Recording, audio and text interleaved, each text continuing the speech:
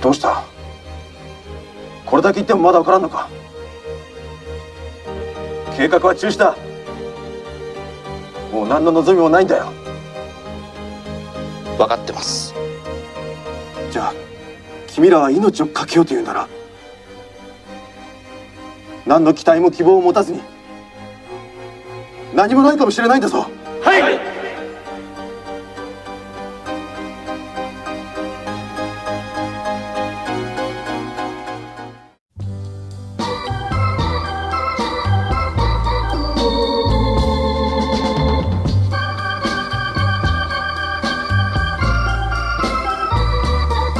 That's life. That's life. That's what all the people say. You're riding high in April, shot down in May. But I know I'm gonna change that tune. When I'm back on top in June. I said that's life. That's life. And as funny as it may seem, some people get their kicks stomping on a dream. But I don't let it get me down.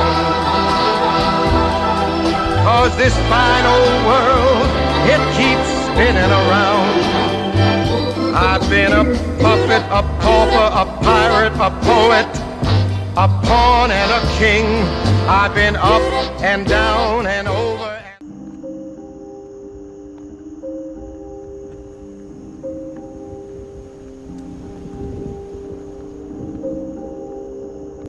Yo, ¿qué tal, gente? Bienvenidos al canal, bienvenidos a un nuevo vídeo. Son las 6:30 de la mañana, es las únicas horas del día en las que he visto que no dan viento, porque estos días está siendo imposible, y si no grababa hoy pues ya se me iba el tiempo, porque mañana voy a Barcelona a hacer unas prácticas de la universidad. Como ya sabéis, estoy estudiando pues nutrición a distancia, y pues a final de los semestres pues hay algunas asignaturas que requieren pues unas prácticas presenciales, ¿no? Y evaluables, así que nada. Y luego trabajo y demás. Así que hoy vídeo. Bien, el vídeo de hoy, pues nada, quiero tratar algunas cuestiones que considero muy importantes al hilo de lo que dije en el último vídeo, en la coletilla final. Y bueno, es simplemente pues ir ampliando, ¿no?, el esquema, el esqueleto de lo que es la visión, el enfoque bioenergético de pues todos los fenómenos fisiológicos, metabólicos, orgánicos, ¿no? Y luego también cómo eso se traduce en decisiones dietéticas, ¿no? Es decir, cómo nos nutrimos para conseguir ese fin último que es la salud metabólica, es decir, que todos nuestros sistemas orgánicos funcionen a su máximo potencial y eso nos permita experimentar una vida más plena y más vital.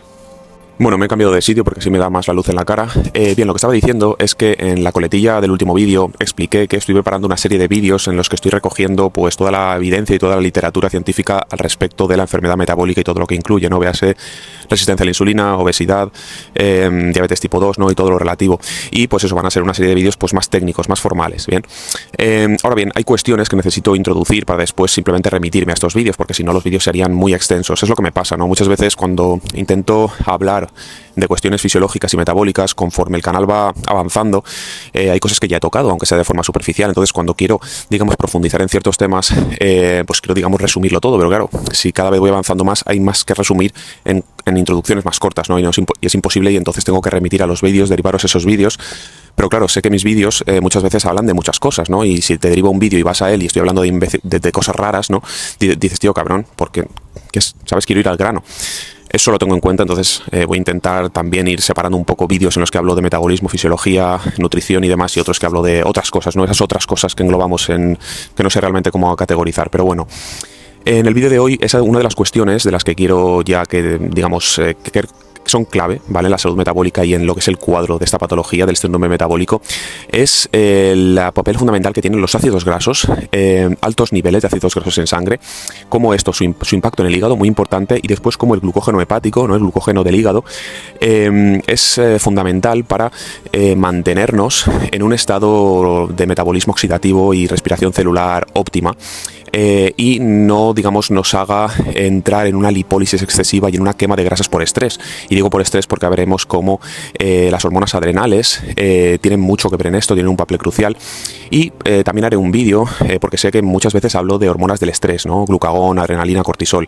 ¿Pero por qué son del estrés, no? También hablaré un vídeo de eso específicamente para que no creáis que hablo por hablar. Bien, antes de empezar quería pues comentar un poco lo que es la visión general de todo lo que es la resistencia a la insulina, ¿vale? Digamos la corriente mainstream, ¿vale? Y cómo se ve pues cómo los carbohidratos son, digamos, el culpable, cómo la glucosa en sangre es la culpable, ¿no? Y es lo que hay que reducir para intentar solucionar esta patología. Y aquí concuerdan tanto lo que es la visión, la corriente oficial, podríamos decir, y luego la esfera alternativa, ¿vale? De la salud, que a mí me toca un poco, o sea, me da coraje, ¿no? Porque la esfera alternativa vemos que es todo lo que tiene que ver con dietas low carb, dietas keto, dietas carnívoras, dietas paleo, ayunos y todo esto, ¿no? Y muchas veces las recomendaciones, pese a que en toda esta esfera hay cosas muy buenas que comparto, véase pues la importancia de la luz, la importancia del, bueno, el ayuno. Ahora en este vídeo lo volveremos a tocar un poco porque veremos cuál es la diferencia entre la gente que puede ayunar fácilmente y obtener beneficios y la gente que le cuesta la vida y realmente es contraproducente, y veremos la explicación. El ejercicio de fuerza, el comer, digamos, alimentos reales, no sé si eso significa algo.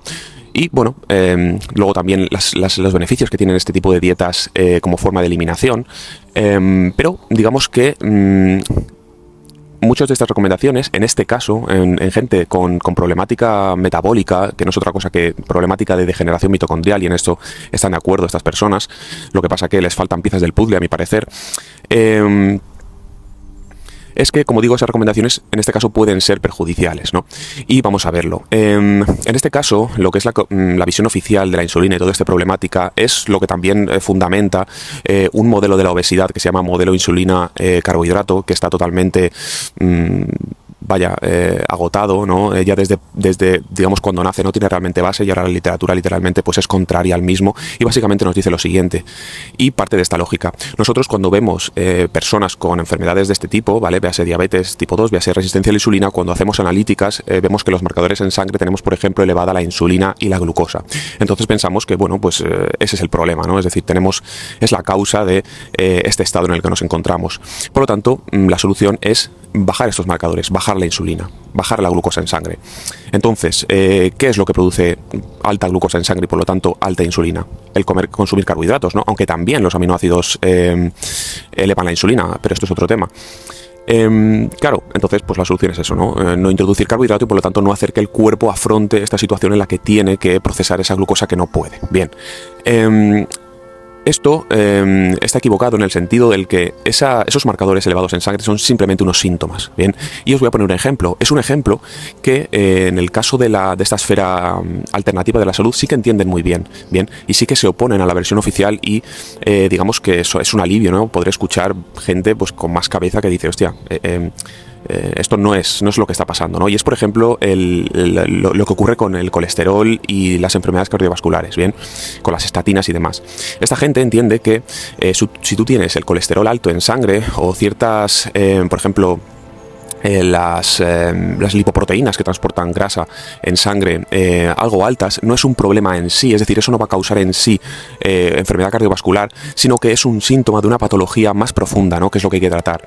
Entonces, en la medicina, digamos, corriente, oficial, por llamarlo de alguna forma, tampoco quiero parecer conspiranoico, pero realmente hay un paradigma de base, ¿no? Epistemológico que realmente no va a solucionar los problemas que tenemos actualmente. La única forma, de hecho, hago un inciso aquí, la única forma en la que creo que deberíais consultar a médicos es cuando algo relacionado con traumatología, cirugía, ¿vale? Porque en este caso los cirujanos y los traumatólogos son literalmente magos, ¿bien? De hecho, tiene mucho sentido con lo que he estado hablando en otros vídeos de que la medicina moderna es muy cartesiana, muy mecanicista, ¿vale? Muy dualista en el sentido de entender el cuerpo como una máquina. Por lo tanto, en estos problemas en los que, por ejemplo, una cirugía falla algo a nivel mecánico en el cuerpo, la gente esa te abre y te repara como, vaya, es una bestialidad, ¿no? De la técnica y la tecnología humana. Pero en lo que quiere decir en la vida normal, es decir, este tipo de patologías que surgen de los hábitos diarios y de una deficiencia mitocondrial, ahí deberíais estar alejados de la medicina, ¿bien? De hecho, sí, deberíais estar alejados de la medicina. En cualquier caso, esta gente, como digo, en el caso de la obesidad, del colesterol, lo que te hacen es recetar ciertos medicamentos, como son las estatinas, que lo que hacen es bloquear la producción de colesterol o bien bloquear la absorción de colesterol en el intestino.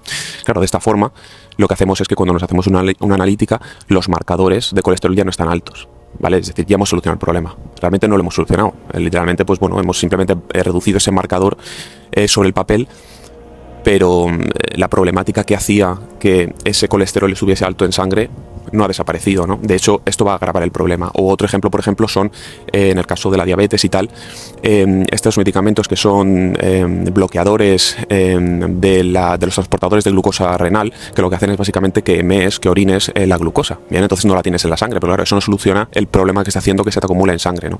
Digamos que son soluciones farmacológicas que literalmente son parches al problema y que nunca realmente te van a curar ni van a la base del problema, ¿vale? Que siempre es una base holística y que es una base conjunta de todos los sistemas y que muchas veces, o en el mayor de los casos, es una falta de energía celular, ¿bien?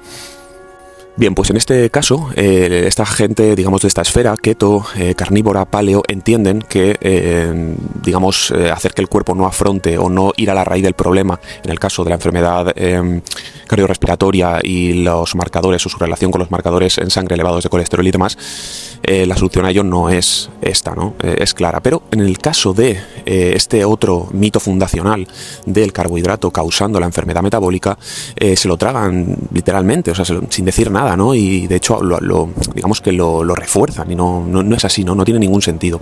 Entonces, en los vídeos estos que estoy preparando, pues eso, hablaremos cómo el carbohidrato realmente no es la causa, cómo el carbohidrato no es algo que, claro, esta gente te dice que únicamente el carbohidrato es válido para gentes metabólicamente sanas, y puesto que el 90% de la población no está metabólicamente sana, pues el 90% de la población no puede consumir carbohidrato, ¿no?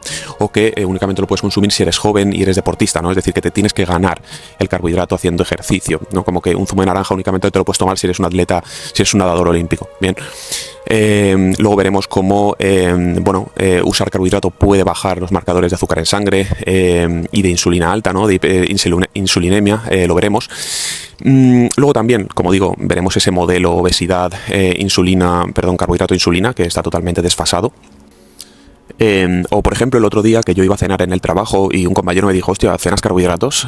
Bueno, que tú eres deportista, ¿no? Como diciendo, claro, te lo puedes permitir, pero esto no es así. Realmente el carbohidrato, por ejemplo, a la hora del deporte, ¿no? Nosotros, ¿por qué tomamos un preentrenamiento rico en azúcares simples? Bien, bueno, por una parte, azúcares simples en el sentido de que no tienen mucha carga digestiva y por lo tanto lo que es la circulación sanguínea, los recursos, el sistema nervioso puede dedicarse a lo que va a ser el trabajo muscular, ¿vale? Digamos que la digestión no quita esfuerzo, no quita recursos, pero por otra parte lo que introducimos son azúcares simples porque digamos que vamos a tener una demanda energética y queremos que esté cubierta, bien, pero claro, carbohidratos por la noche, claro, ¿qué voy a afrontar? Pues el sueño. El sueño es una actividad muy energética. Las células, para entrar en un estado parasimpático de regeneración, de reparación celular, de limpieza, de autofagia, etcétera, todos estos procesos de digestión requieren mucha energía. Bien, y esa energía, lo que te dice si tiene energía o no el cuerpo, pues es el sentir que tiene, los depósitos endógenos llenos. Y esto, como vamos a hablar en este vídeo, pues básicamente nos lo dice, digamos, la señal la envía los niveles de glucógeno hepático. Bien. Entonces, el sueño, como digo, es una actividad de mucha energía y por lo tanto requiere energía. Lo que tenéis que entender es que todo en la vida requiere energía, es decir, no únicamente necesitamos carbohidratos porque somos atletas de élite. Bien, toda la cognición, que funcionen bien todos los sistemas, que funcione bien la digestión, que funcione bien yo que sé, toda la regeneración propia sistemática, bien, porque las células, como digo, no únicamente requieren la energía para la función que tienen, ¿no? En el caso, pues la locomoción de los músculos, la oxigenación, el cambio de intercambio de gases de los pulmones, la cognición, el sistema cerebral, etcétera, ¿no? Requieren energía para el propio mantenimiento de la estructura celular y por lo tanto de la estructura tisular, de la estructura orgánica y de todos los sistemas orgánicos conectados, ¿no? Y bueno, no me enrollo más y veremos cuáles son los culpables realmente, ¿no? Y qué vemos, qué nos muestra la literatura constantemente en estos estados patológicos de síndrome metabólico, ¿no? Y que van a ser pues niveles elevados de ácidos grasos en sangre, que es por lo que quiero hablar de ellos hoy en este vídeo, así como altos niveles de hormonas adrenales, cortisol, glucagón, adrenalina. También veremos un poco de esto hoy y mucha producción de lactato, ¿vale? Que por ejemplo vemos como la producción de lactato a partir de la glucosa es un comportamiento cancerígeno realmente en la célula y consiste en que aun habiendo glucosa y aun habiendo oxígeno y aun habiendo insulina que sirva de transportador, ¿no? Que habrá un canal en la célula para que la glucosa entre en la célula, incluso ahí el ciclo de Krebs está de alguna forma saturado, ahora veremos por qué, y esa glucosa una vez convertida en piruvato no entra al ciclo de Krebs para producir ATP, sino que produce lactato, bien, y esto es un problema. Y lo veremos bien. Entonces ya vamos a entrar en el vídeo de hoy porque ya me estoy enrollando bastante y ha sido, a mi parecer, una buena introducción o al menos suficiente. Bien, pues ya vamos a entrar al tema, ¿vale? Vamos a hablar de los ácidos grasos libres y por qué son una métrica tan importante en lo que se refiere a salud metabólica y sobre todo por su impacto en el hígado. Bien, el hígado es, digamos, un núcleo coordinador de todos los sistemas orgánicos que tienen que ver con la salud metabólica. Véase, pues, el sistema digestivo. Como sabemos, la digestión es el centro del metabolismo y tiene, digamos, interrelación con el hígado porque por lo que es la limpieza de endotoxemia que se produce en el intestino. Luego también con por ejemplo, con el sistema tiroideo, claramente, porque el hígado es, digamos, el primer conversor de hormona tiroidea inactiva T4 en hormona tiroidea activa. Bien, esta hormona tiroidea, digamos que, bueno, como todas las hormonas, realmente funcionan como un comunicador que le dice a los tejidos que tenemos abundancia energética, por eso está tan relacionado con el hígado y el glucógeno hepático que ahora luego veremos, y le dice a los tejidos que pueden, digamos, que tienen suficientemente energía, que estamos en un estado, digamos, de abundancia y que no tenemos que recurrir a sistemas adrenales de estrés, ¿vale?, de supervivencia, sino que tienen suficiente energía no únicamente para su función, sino también para su propia regeneración, para su propia limpieza, para volver a recomponer sus estructuras si son necesarias, si están dañadas, etcétera, ¿no? Por eso es tan importante. Bien, luego también hay, pues, más interacciones con otros sistemas orgánicos que tienen que ver con la salud metabólica, pero bueno, vamos a centrarnos únicamente en digamos, la función del hígado de limpieza de ácidos grasos libres en sangre. Bien, los ácidos libres en sangre son un mediador de la respuesta de estrés en el cuerpo. Bien, siempre que tengas los ácidos grasos libres en sangre, vas a tener un estresor de algún tipo teniendo lugar en el organismo. Bien, de hecho, ¿qué es lo que libera ácidos libres en sangre? Pues es principalmente los glucocorticoides, principalmente el glucagón. Bien, y el glucagón, como vemos en estudios, por ejemplo, dejo este por aquí, aunque ya hablaremos de estudios, ¿no? Pero simplemente, pues, poner alguna cosa. Siempre hay hipergluconemia, bueno, unos niveles elevados de glucagón en estados de estrés, véase trauma, véase sepsis, véase postcirugías, véase infecciones, véase problemas inmunes, véase inanición, ¿vale? Véase hipoglucemia, es decir, no tener glucosa en sangre, porque realmente todos los estresores que son, como os he explicado muchas veces, y esto es que lo tenéis que tener grabado, el estrés no es otra cosa que un desequilibrio entre demandas energéticas y sustrato energético. Bien, si requerimos, es decir, si el cuerpo necesita un cierto gasto energético que no tenemos para ello, bien, aquí es donde se produce el estrés, ¿vale? Donde se produce la respuesta de estrés. Y estas hormonas, la elevación de estas hormonas lo que hace es, por una parte, romper, por ejemplo, la adrenalina, el glucógeno que tenemos acumulado para que se libere glucosa a la sangre, ¿no? Y pueda abastecer estos tejidos. Y cuando esto no es suficiente, o realmente ocurre a la vez, no sé si ahora hay más viento, espero que se oiga, lo que hace es liberar, ¿vale?, aumentar el ratio de lipólisis y liberar todos los ácidos grasos que hay en sangre, que hay en los tejidos adiposos a la sangre. Bien, y esto ¿para qué? ¿No? ¿Para qué queremos que haya tantos ácidos grasos en sangre en estos estados de estrés? Pues por una simple razón, para evitar, esto es muy importante, que los tejidos usen la glucosa. ¿Vale? Esto diréis, no lo entiendo. Bien, os lo voy a explicar. Veréis, hay tejidos, como sabéis, hay células que únicamente pueden funcionar con glucosa, ¿vale? Véase partes del cerebro, véase partes del sistema nervioso, véase glóbulos rojos porque no tienen mitocondrias, véase a la retina, véase la musculatura y los pulmones durante ejercicio intenso y, bueno, alguno más, ¿no? Entonces, claro, en estos estados de estrés donde la glucemia no es suficiente, ¿vale? O tenemos, digamos, estamos al límite, el cuerpo tiene que priorizar, voy a cogerlo así para que no haya viento, el cuerpo tiene que priorizar que esa glucosa abastezca a esos tejidos, ¿vale? Porque no pueden hacer otra cosa, no pueden usar otro sustrato energético. Entonces, claro, como las demás células del cuerpo, en el caso de que la glucosa vaya por la circulación sanguínea, van a usar la glucosa también, porque también digamos que yo os he comentado aquellos tejidos que únicamente usan glucosa, pero es que los demás tejidos, excepto algún otro que ahora veremos, como el corazón, pueden elegir, digamos que en función de la situación, ¿no? y demás, pueden elegir usar un sustrato u otro, pueden usar ácido graso o glucosa, y siempre prefieren glucosa porque el perfil de oxidación es mucho mejor. Bien, tanto a nivel de metabolitos, a nivel de residuos, a nivel de sobrecarga de la cadena de electrones y producción de especies reactivas de oxígeno y todo esto, ¿no? A nivel de oxigenación de la sangre porque produce más CO2 y demás, más calor, etcétera, ¿no?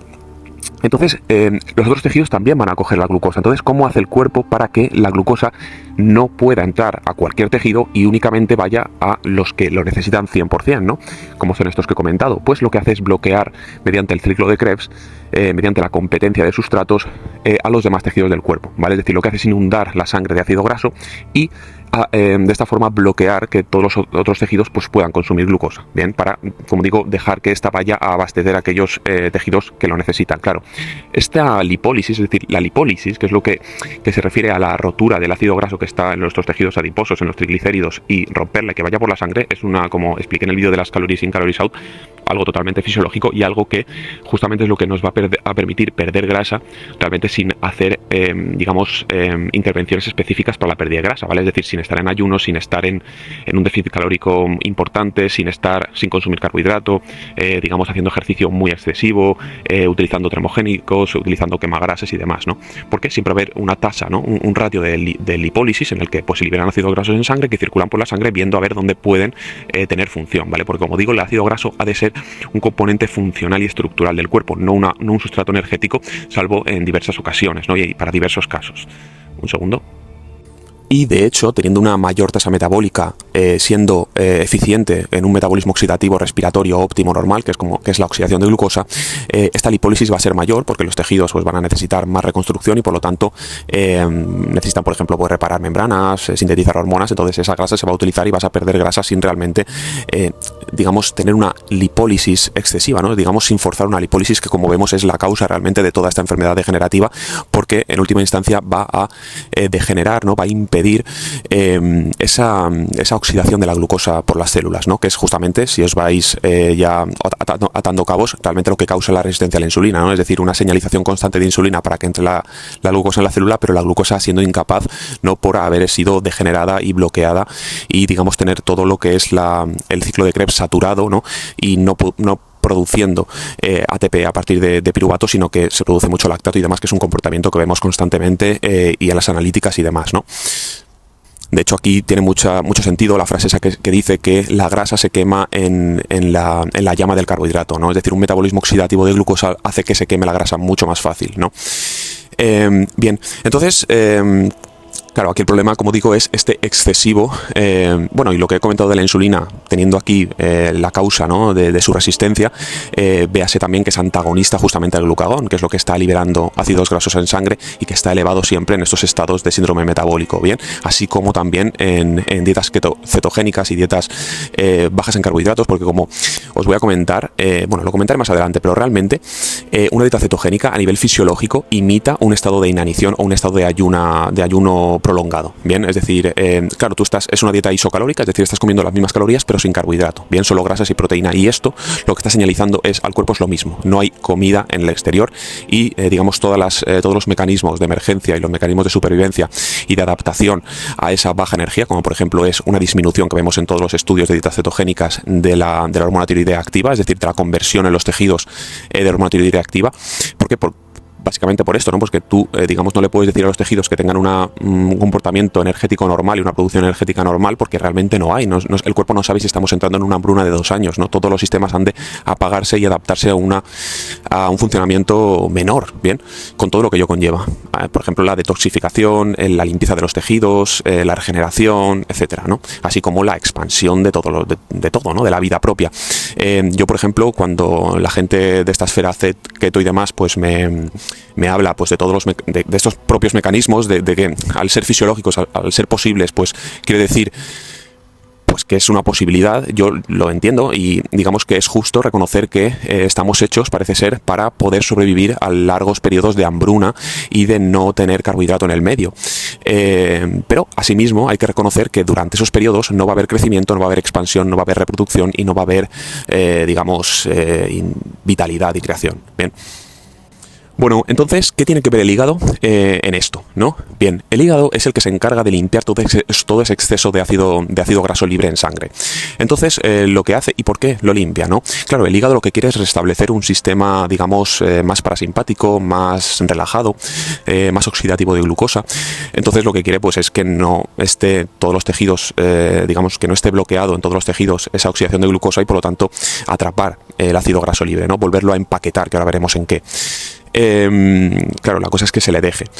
El ácido graso libre, todas las moléculas en su estado libre, digamos, todas, tanto hormonas, moléculas y demás, tienen mucho efecto metabólico. Bien, por ejemplo, en este caso, uno tan importante como es literalmente el bloqueo de la oxidación de glucosa, ¿no? Glucosa que también producimos nosotros, por si te crees que únicamente es la que consumimos, ¿no? Es literalmente, bueno, no la consumes y no la tienes que bloquear, no, es que en tu cuerpo literalmente se sigue produciendo glucosa para abastecer esos órganos que únicamente pueden funcionar con glucosa, y por eso han de estar elevados los ácidos grasos libres en sangre para bloquear el que esa glucosa se meta en otros tejidos que no pueda, ¿no? Entonces te hace resistente a la insulina. Pero bueno, pero luego también os quiero poner un ejemplo de, por ejemplo, la testosterona, ¿vale? La testosterona en nuestro cuerpo, digamos de todo el bloque de testosterona total que tenemos, la gran mayoría está, ya empieza el viento, ya está, por ejemplo, ligada a lo que son la globulina fijadora de hormonas sexuales, también a la albúmina, y muy poco porcentaje es testosterona libre, ¿no? Porque tendría un efecto muy potente sobre los receptores androgénicos y mutaríamos, ¿no? Es por eso que los culturistas inyectan literalmente testosterona o derivados libre, ¿no? Y directamente incluso en el tejido muscular, ¿no? Porque son intramusculares los pinchazos, o sea, el efecto androgénico es brutal, ¿no? Porque está libre. Pero claro, el cuerpo no le gusta que las cosas vayan libres por ahí porque pueden tener efectos que no queremos, ¿no? Digamos que el cuerpo quiere controlar un poco, pues, dónde van las cosas y tal. Entonces, el hígado lo que hace es empaquetar ese ácido graso libre que va por la sangre en lo que son VLDL, ¿vale? Que seguramente os suene, que son Very Low Density Lipoproteins, ¿vale? Que son, pues bueno, paquetes de proteínas que digamos engloban grasas, ¿vale? Tanto colesterol, triglicéridos, grasas, ¿no? Entonces los llevan, y es una forma más segura de transportar la grasa por la sangre, ¿no? Porque así no tiene esos efectos tan descontrolados.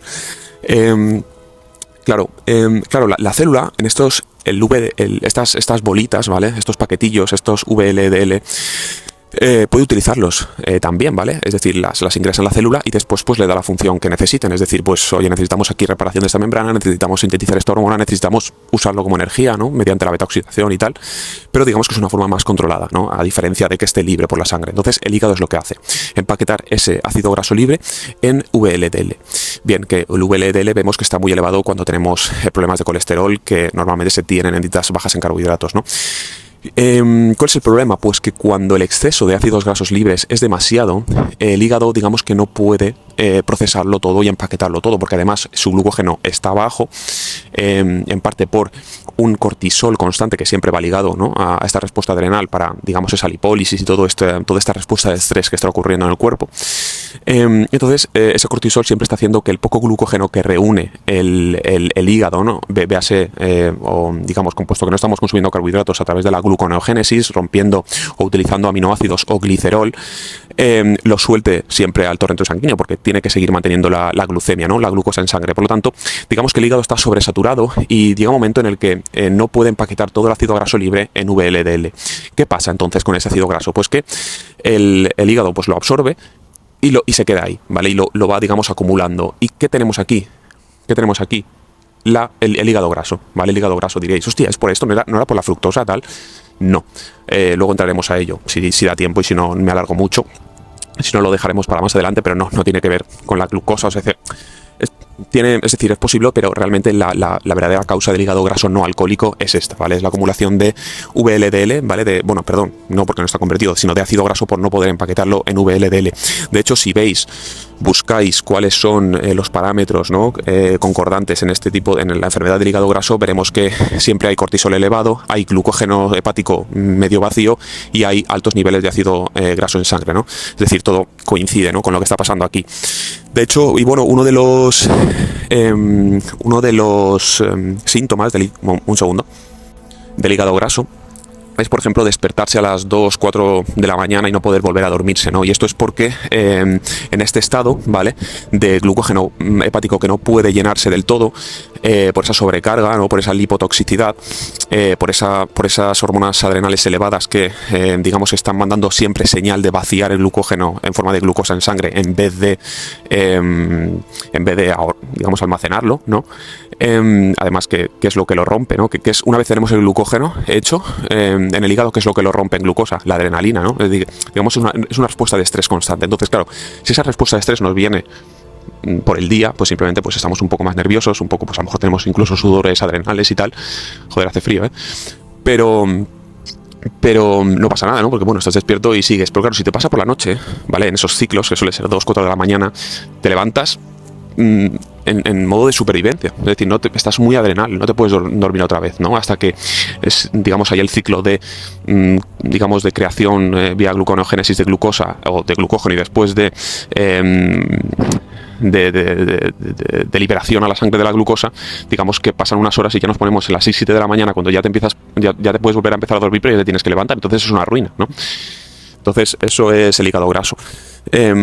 Y luego lo de la fructosa, realmente la fructosa como tal, bueno, para empezar, que hablaremos en los siguientes vídeos, la fructosa no eleva la insulina, entonces eso es importante a la hora de tratar esta problemática, pero lo que sí que hace es apoyar el metabolismo oxidativo de la glucosa, ¿vale? ¿Por qué? Pues porque ayuda a llenar los depósitos de glucógeno hepático. Ahora bien, la fructosa no se metaboliza en el hígado, es decir, la fructosa como tal no llega al hígado, ¿bien? Que es donde la gente dice que no, es que por la fructosa tal. Realmente la grasa que está acumulada en el hígado, en el caso de hígado graso es en su gran mayoría grasa tanto dietética como la propia de la lipólisis, ¿no? Del ácido graso que hemos visto por este mecanismo. Como digo, la fructosa se metaboliza realmente en el intestino, ¿vale? Y hay una serie de metabolitos del metabolismo de los carbohidratos, véase oxacelato, véase malato, véase lactato, ¿vale? Que en este contexto no es negativo, porque lo que hace es de alguna forma aumentar la fosforilación oxidativa. Entonces, si estamos consumiendo, por ejemplo, comidas que hay fructosa y glucosa, lo que hacemos por una parte es aumentar la fosforilación oxidativa y por otra parte dar la glucosa, ¿no? Entonces es bastante sinérgico y bastante bueno. Y digamos, la fructosa únicamente llega al hígado si es una barbaridad de fructosa lo que estamos consumiendo. Por ejemplo, en los que son las dietas ultraprocesados, todo lleva jarabes de maíz de alta fructosa. Ese es el problema, ¿vale? Claro, ahí estoy de acuerdo con esta gente de estas esferas, porque claro, consumir basura de esta sobrecarga, por ejemplo, un nutriente como es la fructosa, que de forma natural, consumiendo frutas, consumiendo zumos de frutas, consumiendo miel cruda, no llegarías al porcentaje necesario para causar este daño. Bien, lo que pasa es que si consumes constantemente estos productos, estos refrescos tal que tienen ese jarabe de maíz alto en fructosa, pues claramente es más fácil de llegar, ¿no? Y ahí es donde vemos los problemas. Pero esta gente lo que hace es ver que si me como esta puta aberración de laboratorio con esos jarabes altos en fructosa y esto causa problemas, bueno, pues es lo mismo esa fructosa que comerme un par de mangos. Es lo mismo, es la fructosa. No es lo mismo, joder. Además, la fruta, los zumos de fruta, la miel tienen polifenoles que son antioxidantes, que ayudan a combatir la endotoxemia intestinal, o sea, tienen también muchos beneficios, ¿no? Entonces, esto, olvidaos, ¿vale? Olvidaos. Porque de hecho la lipogénesis de novo, es decir, la creación de grasa a partir de precursores que no son grasos, ¿vale? Como por ejemplo de la fructosa, en humanos es muy baja, ¿no? Y en el caso de que se produzca son cantidades mínimas, es decir, no es posible, ¿no? Habría que sobrepasarse una barbaridad con la fructosa, además de tener problemas para metabolización de la glucosa, de la fructosa, y básicamente que es el cuadro general, ¿no? Que nos presentamos aquí. Bien, vamos a seguir.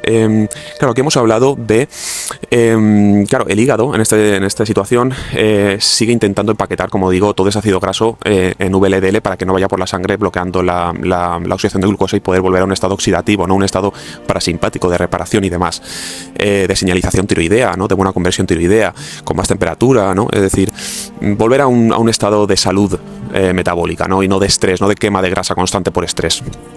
Entonces, claro, una de las claves aquí es el glucógeno hepático, ¿vale? Porque el glucógeno hepático es lo que dicta la capacidad para mantener ese estado, digamos, de oxidación de glucosa, ¿no? De respiración oxidativa mitocondrial de forma normal, ¿vale? Incluso en los periodos en los que no nos alimentamos, ¿vale? Un segundo.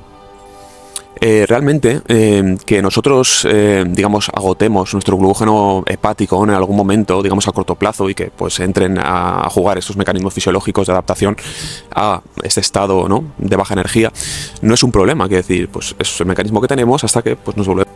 Perdón, que se me ha llenado el almacenamiento y he tenido que borrar cosas. Nada, estaba diciendo eso, que es una respuesta normal, lo que pasa que mantener este estado de estrés, ¿no? Y de quema de grasa excesiva, ¿no? Y de un elevado nivel de ácidos grasos en sangre, pues causa toda esta problemática de degeneración mitocondrial, imposibilidad de oxidación de glucosa, resistencia a la insulina, en fin, elevación adrenal constante, ¿no? Entonces, claro, el cuerpo se va a adaptar a esto, ¿vale? Si lo prolongamos en el tiempo, ¿vale? Por tener estas dietas o porque estamos realmente en un estado de estrés, ¿vale? Como lo que digo, el estrés puede estar inducido por la elección dietética, en este caso, pues dietas keto, dietas cetogénicas y demás. O por estresores realmente, ¿no? Pues yo que sé, por estar expuestos, por ejemplo, a condiciones climáticas adversas constantes, por alguna enfermedad, por alguna infección, etcétera. Por un trauma, ¿no? Es decir, si te arrancan el brazo, pues entras... De hecho, si te arrancan el brazo, elevan una barbaridad los ácidos grasos en sangre por esto mismo, ¿no? Para bloquear, digamos, en un estado en el que la glucemia se ha de mantener, puesto que los tejidos requieren una barbaridad de energía. Cae la glucosa y por lo tanto el cuerpo ha de priorizar que la glucosa, la poca que haya, que quede, vaya únicamente a esos tejidos que únicamente pueden usarla. Por lo tanto se inunda la sangre, la circulación de ácido graso libre para bloquear el resto de tejidos de usarla, ¿no? Claro, y el cuerpo, como digo, se adapta a todo. Digamos que la homeostasis, por ejemplo, si la temperatura está aquí, tu cuerpo va a intentar equilibrarse, ¿no? Entonces nosotros sí, digamos que se va a equilibrar a cualquier y se va a adaptar a cualquier estado, ¿vale? Entonces, por ejemplo, alguno de los comentarios que recibo, ¿no? En el caso de, digamos, de contraargumentación de la esfera cetogénica es que, por ejemplo, el cortisol se ha visto que en dietas cetogénicas está elevado, ¿no? Las primeras semanas, pero que después vuelve a unos valores base, ¿no? Unos valores dentro de rango. Pero eso es cierto, pero luego también en esos mismos estudios se dice que ante cualquier estresor, ante cualquier ejercicio, se dispara una barbaridad, ¿vale? Entre otras cosas, ¿no? Luego también hemos visto, por ejemplo, cómo tienen en estados de estrés, como por ejemplo inanición, ¿vale? En estudios de inanición, que realmente, vuelvo a repetir, el estar en una dieta cetogénica es literalmente imitar a nivel fisiológico esa inanición, es decir, los procesos y los mecanismos son los mismos. Vemos cómo la adrenalina estaba 40 veces por encima de los rangos, ¿no? Y que incluso le pinchaban un EpiPen, ¿vale? Un boli de estos de epinefrina, de adrenalina, y el tío se quedaba normal, es decir, estaba tan alta que no suponía unos altos niveles de adrenalina, ¿no? Normalmente tú te pinchan eso y... ¿sabes? Y no les pasaba nada, ¿no? ¿Y por qué? Pues porque la adrenalina es lo que se necesita para estar constantemente vaciando el glucógeno hepático. Bien. Por lo tanto, tener unos buenos niveles de glucógeno hepático, ¿no? Y un buen procesamiento, un buen llenado de glucógeno y por lo tanto una liberación controlada de glucosa en sangre es clave para una salud metabólica porque nos permite estar el mayor tiempo posible en ese estado oxidativo de glucosa, ¿no? Y aquí es lo que diferencia, hace viento, aquí es lo que diferencia la gente que puede ayunar tranquilamente a la gente que no puede, ¿vale? Y voy a cogerlo así por el viento.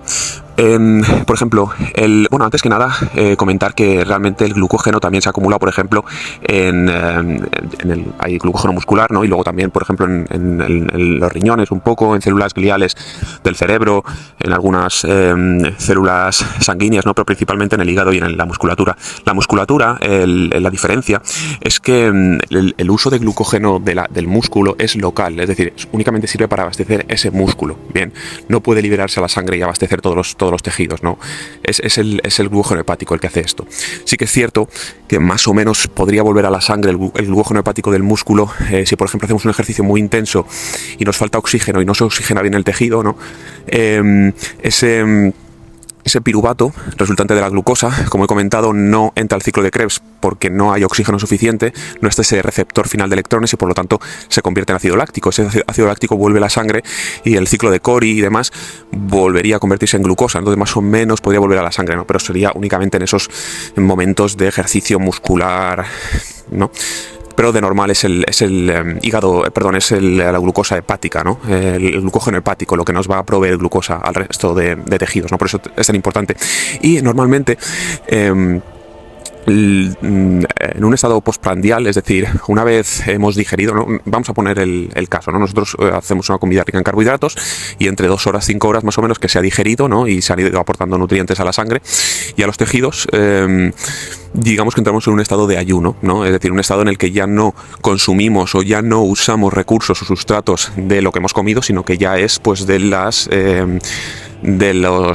recursos endógenos, ¿no? ¿Vale? De lo que tenemos, ¿no? Que esto es el glucógeno hepático. Y este glucógeno hepático en una persona sana bueno, la variación de lo que dura es entre 6 y 14 horas, ¿vale? En una persona sana, como digo, podría durar 14 horas. Y esas 14 horas de ayuno, que son lo que los estudios muestran, una mejor autofagia y demás, y que sobre todo es mejor hacerlo por la noche porque la señalización de nocturnidad y demás favorece estos mecanismos de reparación y de autofagia, que literalmente es cenar pronto, ¿no? Y pasarían 12 horas más o menos.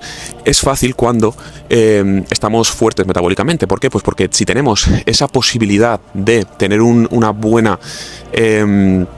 digamos, unos buenos depósitos de glucógeno hepático y de digerir y de utilizar esos sustratos que hemos metido en la comida, esto es lo que va a ir liberando glucosa en sangre y lo que va a mantener un metabolismo oxidativo mitocondrial. Aquí podríamos estar, como digo, 14 horas, ¿vale? Y tanto beneficiarnos de ese descanso al sistema digestivo del que habla la gente cuando hace ayuno, porque, como digo, ya hemos digerido.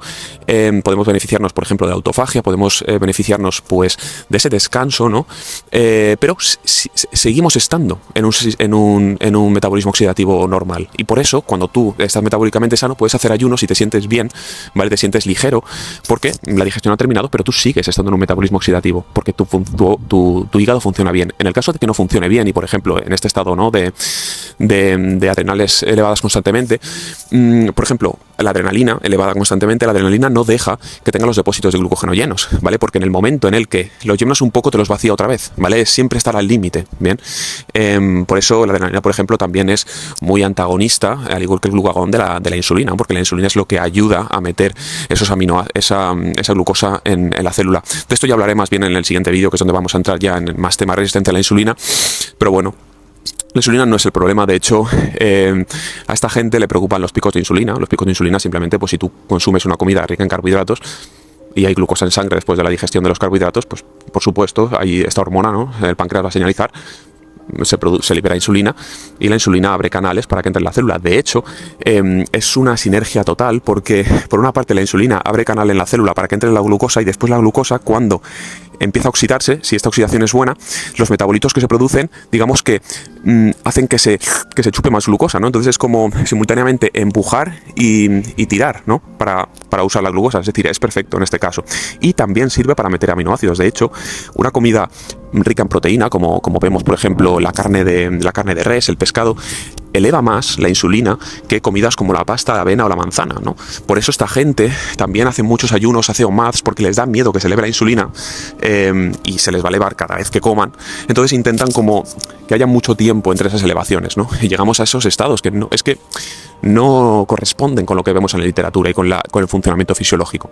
Bien, toda esta forma de vivir, digamos, usando únicamente el sustrato de la grasa como energía principal, es literalmente supervivencia y estrés, bien, y con el tiempo de generación, ¿no? Porque los tejidos requieren un constante producción energética para su propio mantenimiento, ¿no?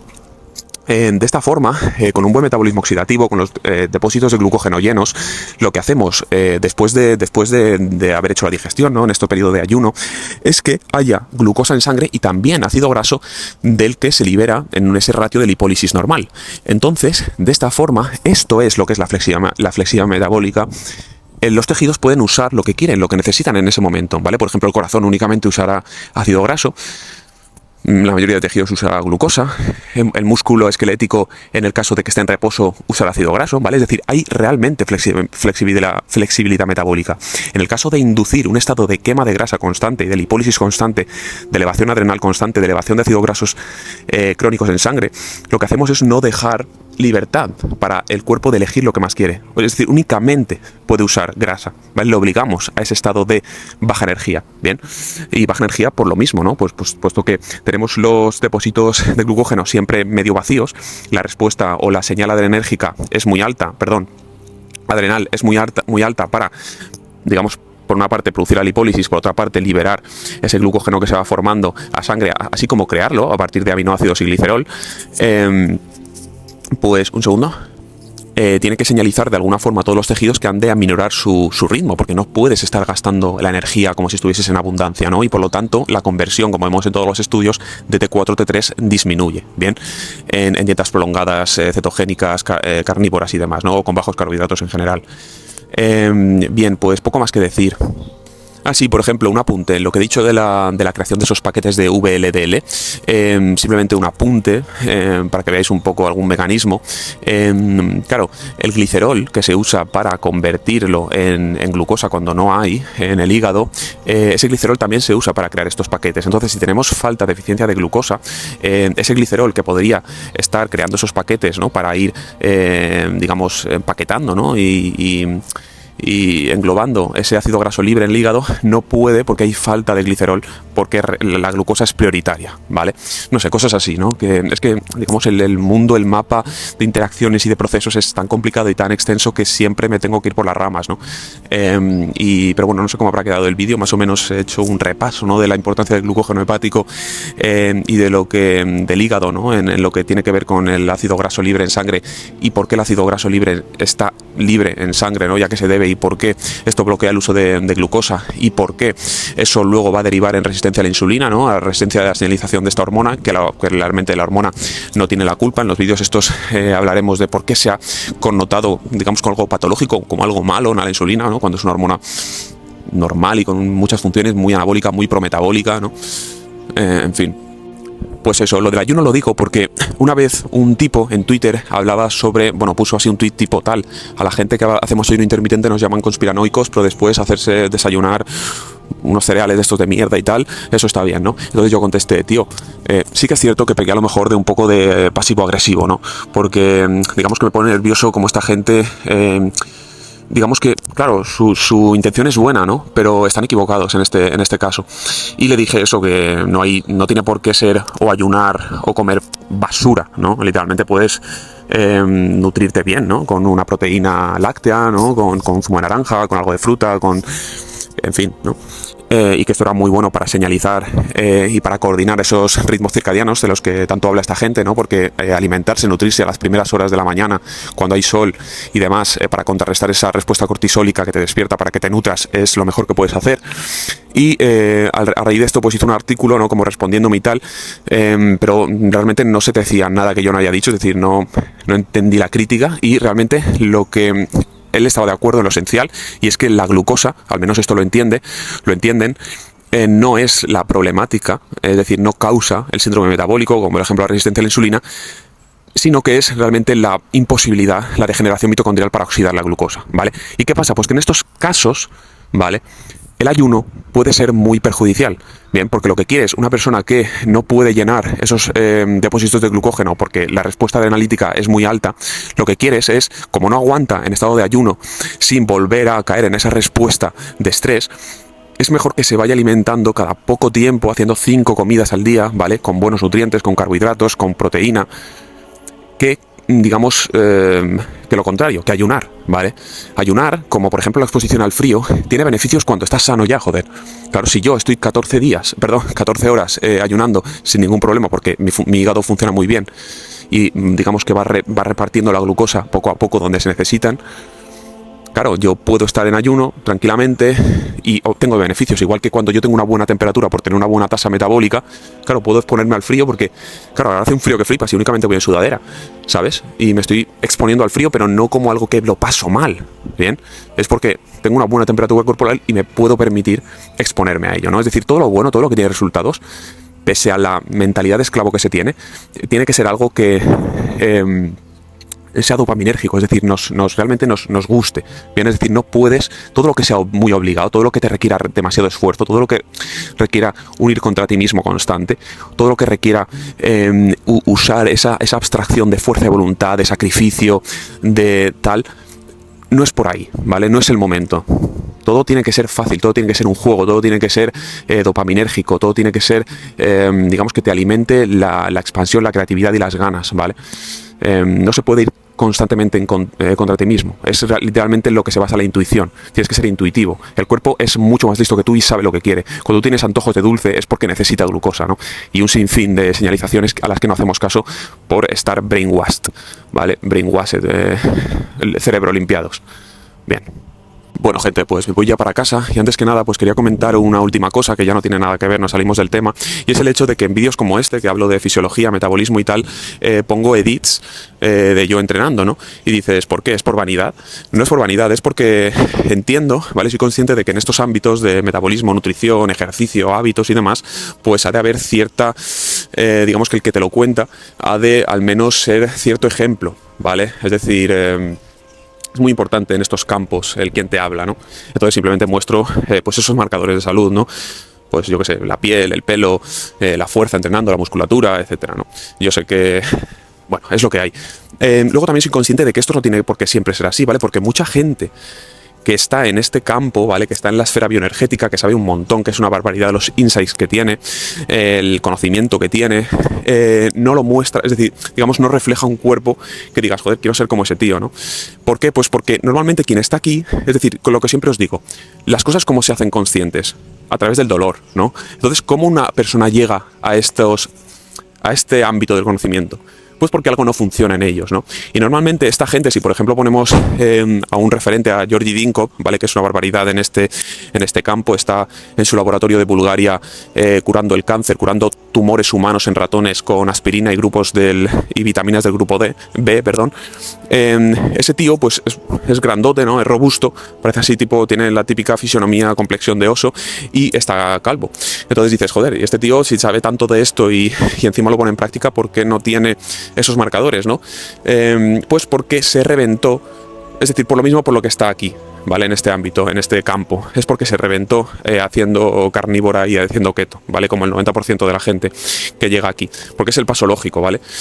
Cuando has intentado salir de una dieta normal, ¿no? Una dieta estándar que causa muchísimos problemas, normalmente sobre todo por esa irritación intestinal que causa pues esa carga endotoxemia, que es lo que más correlaciona con la obesidad, digamos, antagonismo de la tiroides, antagonismo de la testosterona y demás, además de que crea mucha serotonina intestinal, con los problemas que ya veremos que da eso, pero en cualquier caso, quitándote o saliendo de esa dieta por una dieta que deje literalmente que quite esos irritantes, como por ejemplo una dieta keto, una dieta carnívora, ahí vemos muchos beneficios. Además, el tener las catecolaminas altas hace que tengas mucha energía, ¿no?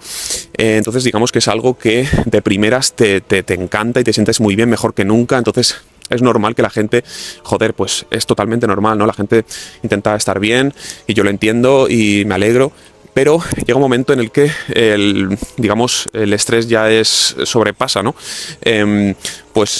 Las posibilidades de esa estructura de mantener un buen metabolismo, y entonces ya empiezan a decaer y empiezan a surgir otras enfermedades y otras problemáticas, como es pues todo lo que tiene que ver con el tener las adrenales altas, ¿no? Y el tener baja energía tiroidea y estar dependiendo, en vez de una buena energía tiroidea, de una energía adrenal durante mucho tiempo, ¿no? Entonces esa gente pues sigue buscando y llega normalmente a lo que es la bioenergética, ¿no? Y entonces, pues bueno, por eso está así, ¿no? Aunque también los búlgaros son así los búlgaros. Yo conozco a alguno y también es así. Nada, es broma, pero el tío tiene muchísima energía, es decir, publica una barbaridad, hace un montón de research, de investigación, además tiene 3 hijos, tiene una marca de suplementación que él mismo sintetiza y después pasa controles, o sea, es una locura de energía, ¿no?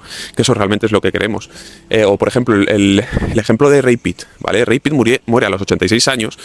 Y uno de los argumentos que se usa contra él, contra su trabajo, es decir, no son críticas a fundamentos y a principios fisiológicos, ¿no?